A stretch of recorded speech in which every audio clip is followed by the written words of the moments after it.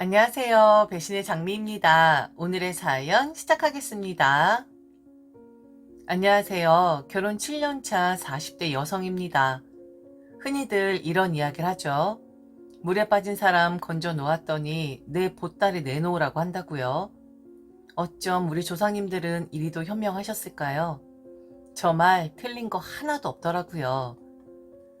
너무 어이가 없어서 할 말을 잃었었는데 정리가 다 되었으니 저도 사연 한번 보내봅니다.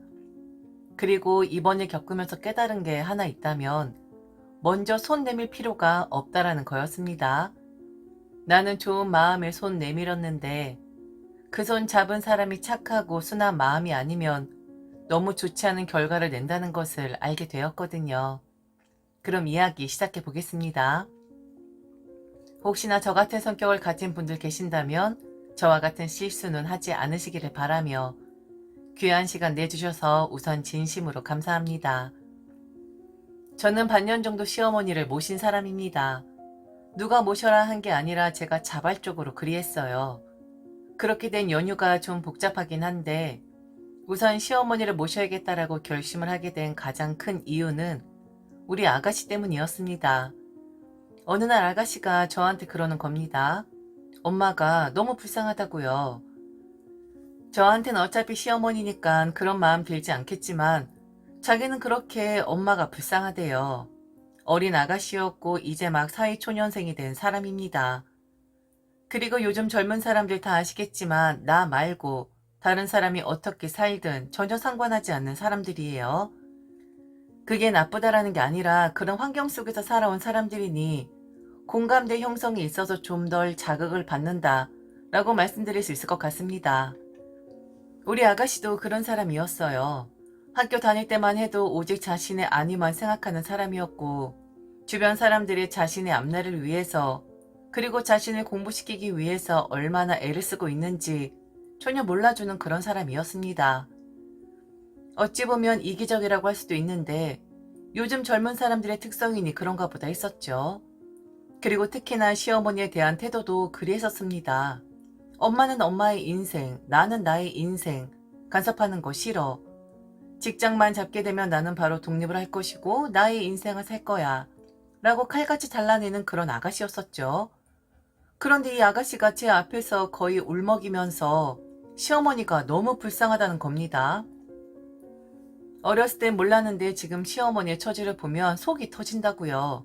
왜 그러냐 하면 여기에서 조금 복잡해집니다. 저희 시어머니는 형님 부부에게 올인을 하신 분이었습니다.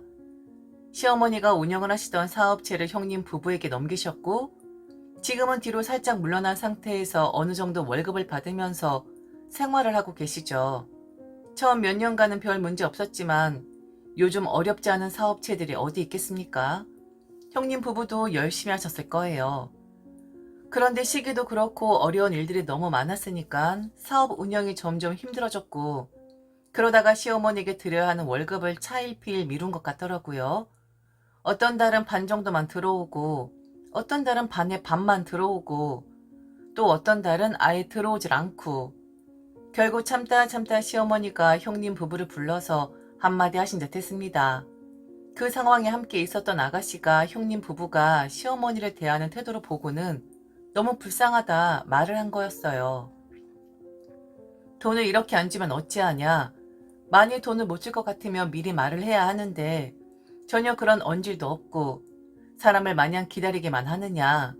어떤 계획이 있는지 말을 해달라. 만일 지금 현재 사업체가 너무 어렵다 하면 폐업을 고려하는 것도 나쁜 생각은 아닌 듯하다. 좀 말을 해달라. 일이 어떻게 돌아가고 있는지 나도 좀 알아야 하지 않겠냐 했더니 형님이 이리 말을 했다 합니다. 어머니, 왜 저까지 붙잡고 이런 말씀하세요? 이 사람만 불러서 말씀하셔도 되는 거잖아요. 어차피 어머니 아들이 주가 되어 산 거였고 저는 보조 역할만 했던 거였는데 왜 저한테까지 이러세요? 돈이 있어야 드리죠. 돈 남아 도는데 저희가 안 드리는 거겠어요? 그리고 어머니, 정말 이렇게 사시는 거 아니에요. 저희 친정 부모님은요. 저희한테 빌려주신 돈 갚지 않아도 한마디 말씀 없으세요. 그런데 어머니 돈을 빌려주신 것도 아니고 월급 좀 못 드리는 거 가지고 이렇게 사람을 부르시는 거예요? 이 사람한테 말씀하세요. 저는 더 이상 자리에 앉아있고 싶지 않네요. 그런데 형님 말이 좀 모순인 게 그 사업체가 시어머니가 대표로 되어 있는 곳입니다. 그리고 돈이 필요할 때마다 항상 시어머니에게 융통을 해간 걸로 알고 있어요. 게다가 지금 살고 계신 집담보 대출까지 받아주신 걸로 알고 있는데 형님의 말은 정말 모순투성이었었죠. 아가씨 말로는 어이가 없었다라는 거예요. 형님이 그리 말을 하는데 아무 말도 못하고 아주버니는 그 옆에서 가만히 있고 둘 다 월급 문제를 논하는 시어머니를 어이없다, 한심하다라는 투로 이야기를 하는데 그건 아니지 않냐고 하는 겁니다. 그래서 제게 부탁을 하더라고요. 시어머니를 좀 보살펴 달라고요. 물론 형님 부부에게 올인하신 시어머니 곱게 보이지 않겠지만 시어머니가 지금 심적으로 너무 힘들어하고 있다고 집담보대출금도 제대로 주질 않아 매일 허덕이고 있는데 오빠라는 사람도 방관, 첫째 며느리란 사람은 시어머니를 몰아세우기만 하고 좀 헤아려 달라는 거였어요. 사실 시어머니하고 저는 사이가 그렇게 좋지도 나쁘지도 않긴 했었습니다.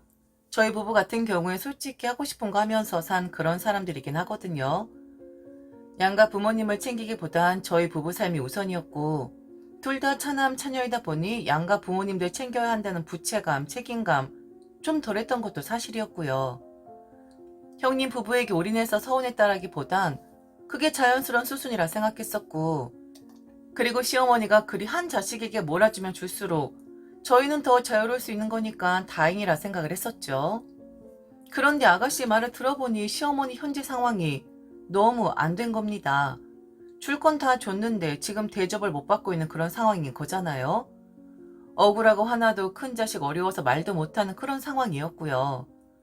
그래서 아가씨의 부탁을 저는 받아들이기로 했습니다. 길긴 아니고 한 1년 정도만 저희 집에서 시어머니 모시면서 마음이라도 좀 편안하시게끔 해드리자 결심을 했거든요. 그리고 모시면서 경제적으로 도움도 드릴 참이었고요. 시어머니 모셔보자 남편에게 말을 했을 땐 결사 반대를 하긴 했었습니다. 1년이든 한 달이든 둘만 살았던 사람들인데 계획 식구 들어오면 불편한 거 한두 가지 아닐 거라고. 그리고 남편도 시어머니와 그리 친한 사이도 아니었기에 많이 망설이긴 하더라고요. 결사 반대하는 남편을 설득한 것도 아가씨였었어요. 엄마의 마음이 너무 불편하니 자신에게 따지지 않는, 자기를 몰아세우지 않는 자식 옆에 조금만 있으면 기운을 차릴 것 같다고.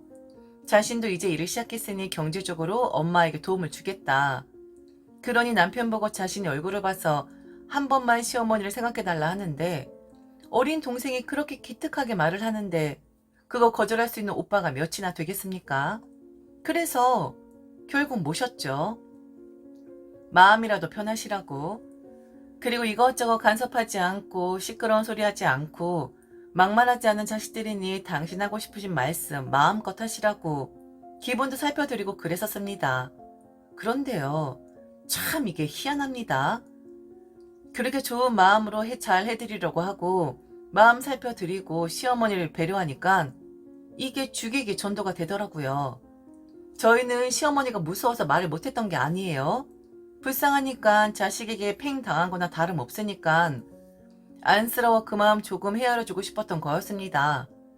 그런데 사람 마음이 참 간사한 게 못된 말하는 자식에게는 한마디도 못하시면서 착한 말하고 착하게 행동하는 자식에겐 사사건건 불만을 토로하고 오히려 저희에게 10마디, 100마디, 1000마디를 하시기 시작하는 겁니다. 참 신기하죠? 모시고 한 달 정도 지났을까요? 반찬 투정부터 시작해서 본인이 지내고 있는 방이 마음에 들지 않는다부터 그리고 주는 용돈이 너무 적다. 자신을 너무 하대하는 것 같다. 조금 더 자신을 대우해줘야 하는 거 아니냐. 하물며 이렇게 하려고 자신을 모시고 온 거냐고.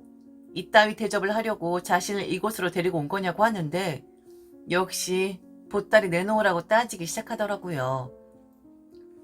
시어머니가 폭발을 하게 된 이유는 바로 저희가 시어머니 혼자만 두고 친정을 간 그날이었습니다. 당연히 미리 말씀드렸었고 친정 식구들과 아주 오랜만에 모임 있는 날이었기에 시어머니 홀로 둘 수밖에 없는 그런 상황이었었죠. 그런데 저희가 친정에 도착을 하자마자 1시간도 지나지 않아 언제 오냐고 그렇게 연락이 오는 겁니다. 문자에 전화에 정신이 없을 정도로 얼른 오라고 저희를 볶아대시는 거예요. 남편이 자고 갈 것이라고 말씀드리지 않았냐? 왜 자꾸 연락을 하시냐? 그리 말씀을 드렸는데도 결국 시어머니 돈 없는 행동을 하셨는데 저희 친정 엄마에게까지 전화를 한 거였어요. 시어머니를 혼자 두고 지금 며느리란 것이 친정에 가서 자고 온다고 한다고.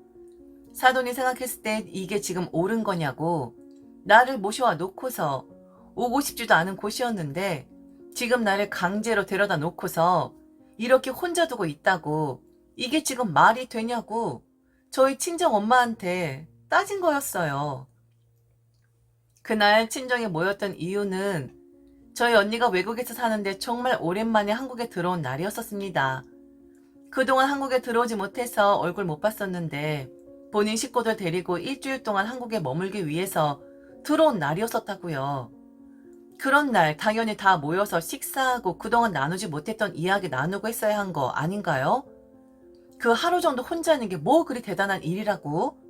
그걸 또 친정 엄마에게까지 전화를 해서 따지고 들 수가 있는 건지. 친정 엄마는 시어머니 눈치가 보였는지 식사만 하고 가라고 하더라고요. 자신이 불편해서 저희가 있는 게 싫다고 잠은 집에 가서 자라고 하는데 남편 마음도 다 상해버렸고 저는 뭐 말할 필요가 없었죠. 집에 갔습니다. 그리고 한바탕 난리가 났죠. 남편이 포문을 열었고 시어머니도 서운함을 토로했어요. 그리고 엉뚱한 소리를 하더라고요. 이 일에서 좋은 마음으로 손 내밀 필요 없다라는 거였습니다. 10번 잘하다가 한 번 서운한 거 가지고 그동안 잘했던 것도 싸그리 다 못한 그런 후리 자식으로 둔갑을 해버리는데 어이도 없고 억울하기도 하고 어디 하나하나 하소연하기도 짜증나고 정말 역대급이었습니다. 엄마, 정말 왜 이러세요? 진짜 전화까지 하셨어야 해요? 그리고 뭐요? 오기 싫은 거 강제로 데려다 놓았다고요? 어떻게 그렇게 말을 할 수가 있어요? 정말 오기 싫었는데 우리가 모시고 온 거예요? 그동안 여기 있는 게 싫었었는데 억지로 있었냐고요? 이놈의 새끼가 왜 언성을 높이고 그래? 너 말고 쟤. 나는 너한테 감정 없어. 그런데 쟤한테는 감정 있다. 아니 나를 모셔왔으면 시어머니 대접을 제대로 해야 하는 거 아니야? 네가 나한테 준 게 뭐가 있냐? 그냥 나 데려다 놓고선 뭐 한번 나가서 식사를 한 적이 있냐? 아니면 둘이 어디 백화점이라도 가서 옷 한 벌을 사줬었냐? 네가 며느리 둘을 한 게 뭐가 있냐고? 시어머니가 왔다고 해서 반찬이 달라지길 하나? 뭐 특별한 걸 먹이길 하나? 데리고 왔으면 나를 모시고 왔으면 뭐 좀 특별하게 써야 한 거 아니야? 이렇게 하려고 나 데려온 거야? 그리고 어디 감히 시어머니 혼자 계신데? 친정에서 잠을 자고 온다고 할 수가 있어? 정신 나간 년이 아니고는 그런 생각 못하지. 네 마누라가 정신 나간 짓을 했다라는 거야. 지금 내 말은. 사람이 어떻게 저리 변하죠? 잘한 것도 없지만 못한 것도 없습니다. 그리고 특별하게 대우해 드리려고 시어머니 모시고 온 것도 아니에요. 아가씨가 부탁을 해서 모시고 온 것이고 마음 조금이라도 편안하시라고 한 거였는데 오히려 저렇게 큰 소리 치고 큰 자식에게 못했었던 원망 저희 부부에게 쏟아내더라고요. 아니 저한테 쏟아낸 거였죠. 2년 전에 하지 말라 했습니다. 그렇게 특별한 대접 해드리고자 모시고 온 거 아니라고 했어요. 그리고 그런 불평불만 큰 소리 치는 건 지금 우리 부부에게 할 게 아니라 어머니 큰 자식에게 향해야 하는 거라 했어요. 그렇게 불편하시면 다시 가세요, 어머니. 그 누구도 잡지 않아요. 자식의 좋은 마음 그 정도밖에 못 받아 들으신다면 네, 가세요. 얼른 어머니 집으로 가시라고요. 얼마나 사람이 우스우면 사돈에게까지 전화를 해서 그런 말씀을 하십니까? 2년 전년 하지 마시고 그럼 지금 당장 가세요.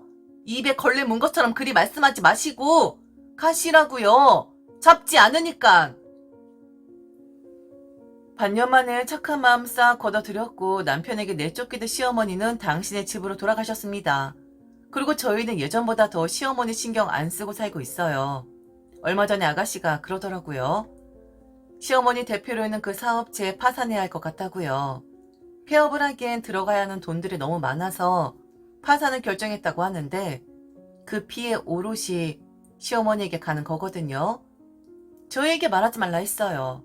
저희와는 상관없는 일이고 당신께서 큰 자식에게 언성 높이지 못하시면 그냥 그 피해 감내하시라는 거라고.